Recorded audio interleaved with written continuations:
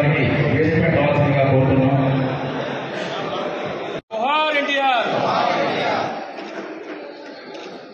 నమస్కారం తెలియజేసుకుంటున్నా కోరుతున్నాము.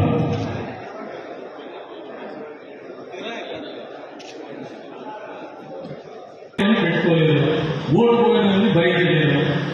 కాబట్టి ఓడిపోయిన పెట్టుకొని నేనేం చేస్తారు పార్టీ పట్టుకుంటే చేయాల ఆ అవకాశం రాలా. ఎందుకంటే వాళ్ళకి ఆ కేపబిలిటీస్ లేక ఆలోచన టైం వచ్చేది. రజాత సడనటువంటి పాలిటిక్స్ ఉంటాయి. ఈ రోజున ఈ నియోజకవర్గంలో మీరు గడుతున్న 7 నెలలు గమనిస్తే చాలా మంది జైలు పోయినారు, చాలా మంది పరారైపోయినారు, చాలా మంది కేసులు పెట్టి ఊరు వేసినారు.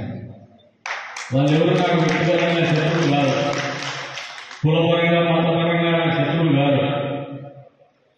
ఓ ముస్లిం చూపించుకొని ఒక రాజకీయ పార్టీని చూపించుకొని నేను ఏం చేసినా చెల్లుబాటు కాదా, నాకు రాజకీయ పార్టీ అండ ఉంటుంది అనుకుని ఆ రాజకీయ పార్టీ అండగా పడిపోతానే మా మతము కులము అండ ఉంటుంది అనుకున్నాం. అవి రెండు కనపడకపోతే పక్క ఊర్లకు పోయేసి అక్కడ ఎవరున్న వాళ్ళని ఒక ఆర్గనైజేషన్లో 10 మందిని స్టేట్ ఆఫీసర్స్ తీసుకొని నువ్వు చేస్తే ఇంకా చెప్తాను, చొప్పుకి చేసి చెప్తాను చెప్పేసి చెప్తాను.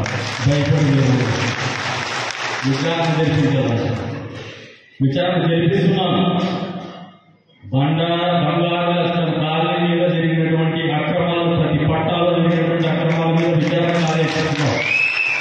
దేవాలయ కాలనీలో జరిగినటువంటి భూ అక్రమాల మీద, భూదండాల మీద, మోసాల మీద, పేదవాళ్ళకు జరిగినటువంటి మోసాల మీద పూర్తి స్థాయిలో దర్యాప్తు ఆల్రెడీ ఆదేశించడం. దానికి కలెక్టరేట్ కూడా పెట్టినాం. నేను ఎక్కడ కూడా ఎంత నీకేదైనా ఉంటే పాపం హత్య చేసేటువంటి పరిస్థితి.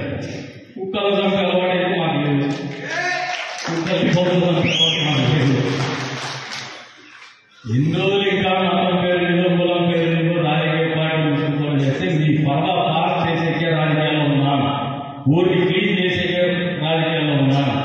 మీలాంటి మోసగాలని బుద్ధి చెప్పేసి రాజకీయాల్లో మార్పు నాటి కలిగేటువంటి ఆలోచనతో ముందుకు పోతున్నాం. కానీ మీ ఉడత